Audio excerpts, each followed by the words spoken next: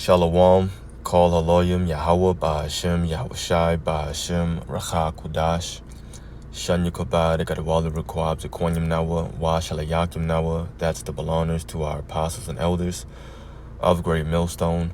Shalom, Wabarakim, Labakarium, Shaliyasharala. That's peace and blessings to the elect of Israel. This is going to be one of those videos like the Elder Zainala makes called Keep in Mind, or just following that same narrative. And it's something that we already know. However, I had a dream, and I'll share the dream in a second. But when I woke up, the dream made me to think about how we're going to be put in situations where the only thing that we can do and all we're going to have to rely on is our faith. All we're going to have is faith. We're going to be forced into these particular situations, and that's why the scriptures talk about in that time, then it shall be known who are the Lord's chosen. And actually that's the spirit, because I'm in 2nd Esdras, and so I will read that. 2nd Esdras 16, I really want to get right to the point. Verses 72 and 73 say, "For they shall waste and take away their goods and cast them out of their houses. Then," so after all this tribulation, "then shall they be known who are my chosen, and they shall be tried as the gold in the fire." It's going to be very obvious and plain, even to you, to a certain extent, I'll say. Because when you're put in that situation, and I'm speaking in the time of Jacob's trouble, because even to a certain degree, we're already put in particular situations now. Even when society is running, where we have to just rely on our faith that the Lord will get us out of whatever, as an example, financial troubles that we're dealing with, relationship troubles, no matter who that's concerning, family and friends causing problems, whoever. We already have to rely on our faith, but that's the whole purpose of why we're going through this right now. It's just for practice. Because when that charagma is made mandatory, when Jacob's trouble is here, that's literally all we're going to have is faith. And truly, that's all we're going to need, Salakia. That's all we're going to need. Now, the dream I had it's kind of weird. It was definitely weird. I had it a few days ago, but I still remember it, I guess, fully. And it started off, I was playing, what is it called? I don't even know what it's called, but you have those guns, and I guess with the little paintballs and whatever, you're just shooting the other team with the paintball, with the paint gun, whatever it's called, right? So we were playing that game, and there were a few people on my team, and we were running, and the next thing we know is like a huge car just flies out of the sky and like lands right in front of us, and we're like, what the heck is going on? And then next thing we know, this huge big ass gorilla looking thing, just King Kong mighty joint, just jumped out of nowhere, and it just landed in front of us and just screamed. And the feeling I remember was just in utter shock. Like, what is going on? What the hell is this? And, the people next to me were going crazy too. So he picked the car up and he threw the car. And I took that opportunity to run away, and I hid behind this house. And so I'm behind this house, and there's this, I guess they were a couple. And they were hugging each other, and I'm right next to them, and I'm looking like, man, we in some trouble. And it kind of felt like the thing was after me. That's the feeling I got. And so it jumped over to where we were, this big old monkey thing, and it was looking around like it was looking for me, and it was. It turned around and it saw me. Now this is the crazy part where faith comes in, because it looked right at me, then it like screamed. I'm like, God damn, why does this thing want me of all people? So it looked at me and it screamed. And then I just remember saying, you know what? The Lord got me. That's all I remember saying or thinking in my head. I looked over at the people. I'm like, shh, be quiet. And it just dawned on me that, you know what? I need faith. And so it looked at me and it stretched out its arm and it picked up a pencil right next to me. It threw the pencil away and then it just let out another huge, big scream like it was angry, like it was mad. And then it just jumped away and I saw it looking left and right again. And it screamed again and it was just jumping, looking. And it was looking for me, but it couldn't find me. So what I think happened was in that moment where it couldn't find me anymore, like it saw me, and then all of a sudden I remembered to just have faith, and I must have became invisible because he didn't see me anymore, and he was looking right at me, and he picked up like a pencil or pen right next to me. And maybe the Lord had mercy on that couple next to me too, because they must have turned invisible because he didn't do anything to them either. But that's a dream I had a few days ago. And like I said, it just prompted me to make this video.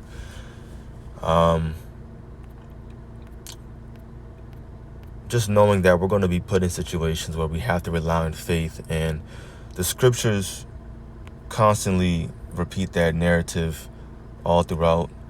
Staying in 2nd Ezra, this is chapter 9, verses 7 and 8. It says, "And every one that shall be saved and shall be able to escape by his works and by faith, whereby ye have believed." So we're going to be able to escape from these different scenarios through the faith that we have. Of course, faith and works, they go hand in hand.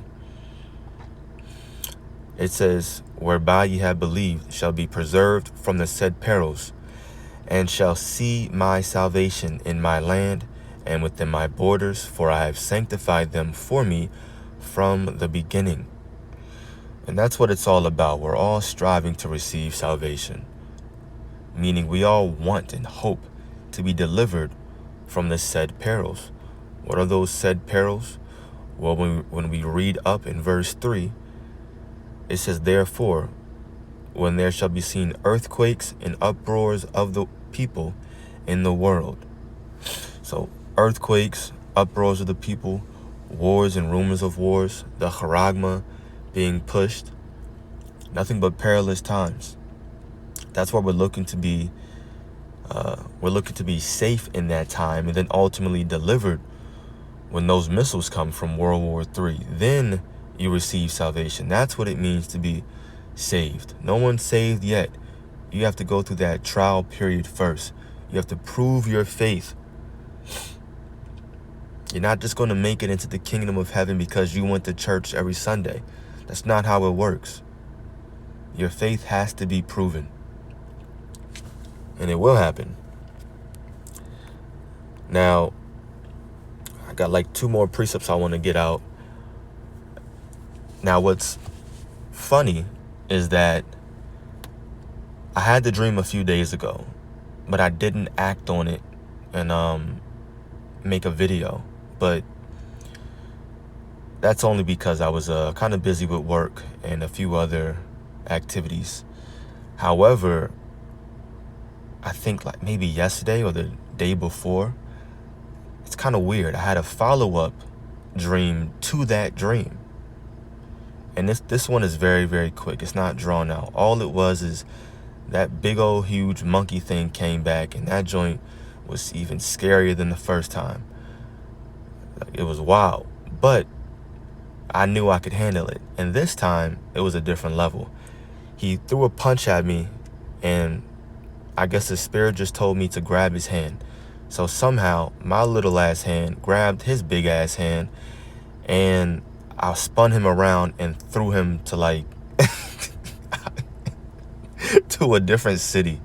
Something crazy like that. I don't know. And that just tells me that the Lord can deliver you in many different situations, many different ways. I'll say. You know that TV show, 1,000 Ways to Die or whatever it was? Well, the Lord has 1,000 ways to deliver you, 1,000 ways to save you, and you have to believe it. Gotta have faith in that. So that was funny, and that's probably why the Lord made me become so busy this week and not push out that first video from that first stream, so that I could get this next one and also talk about it. This is Romans 1 verse 17. For therein is the righteousness of God revealed from faith to faith. As it is written, the just shall live by faith. That's the only way that we're actually being able to sustain ourselves right now. The jobs that we have, they could go away. We could be out in the streets homeless.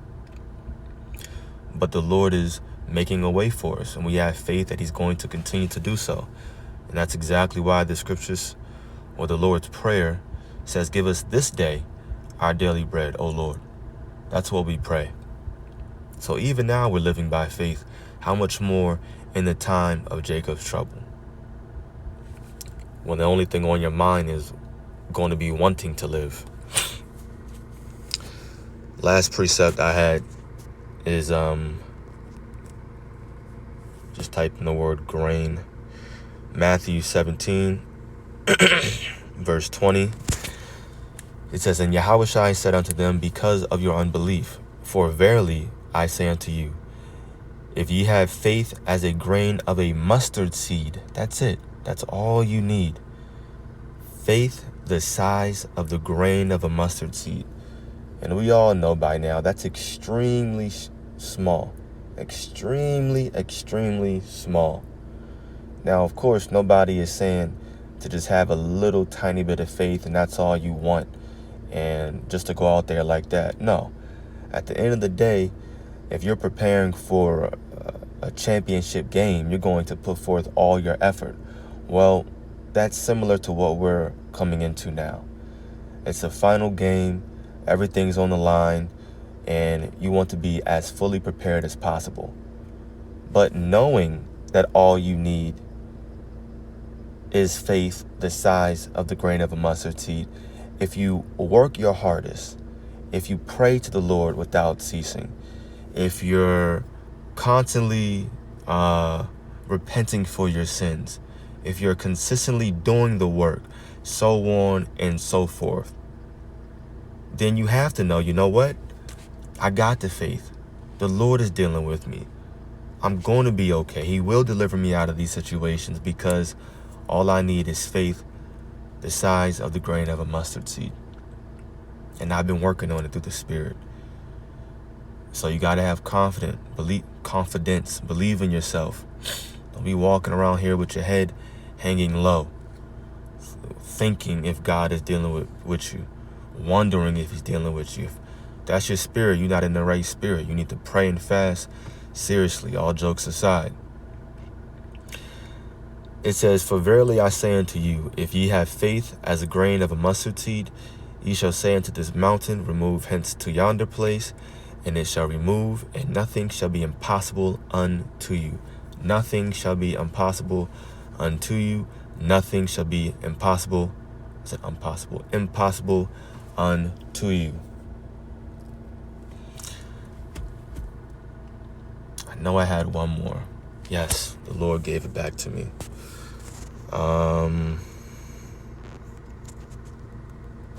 Increase. So if you want more faith, all you have to do is ask for it. Luke 17 verse 5. And the apostle said unto the Lord, increase our faith. Just ask. Ask and it shall be given. But don't be surprised when the Lord puts you in particular situations where you have to rely on him. Because those situations are what increase your faith. But that's it. That's the dream I had, or those are the dreams that I had. And I wanted to just bring out these precepts to support what I believe those dreams were about. And I pray that it was edifying to the elect. Go in and give me some sleep. 11:26. Call Haloyim. Yahweh, Ba'ashem, Yahushai, Ba'ashem Rachak Wadash. Double honors to our apostles and elders of Great Millstone. Peace and blessings to the elect. Shalom.